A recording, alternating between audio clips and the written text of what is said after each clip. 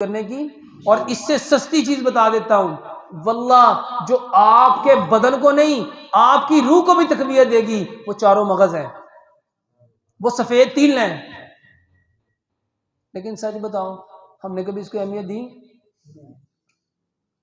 और कुछ नहीं ले सकते ना, और सफेद चम्मच, सफेद तिल का एक चम्मच सुबह दोपहर शाम खा लिया करो।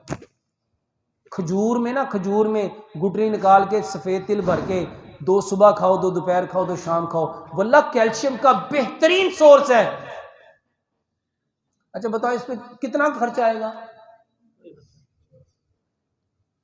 और नबीज बना के पिया करो। नबीज, एक गिलास पानी लो, उसमें 10 बादाम डालो, 5 खजूरें डालो, 1 चम्मच किशमिश डालो, 1 चम्मच सफेद तिल डालो, 1 चम्मच चारों मगज डालो, रात को भिगो दिया, सुबह ग्राइंड करके वो पियो। और आजकल ये सही हदीस है, नबी सल्लल्लाहु अलैहि वसल्लम ने फरमाया जब जमीन फल दे ना उस वक्त खाओ। और तिल कब आते हैं? कब आते हैं? सर्दियों में।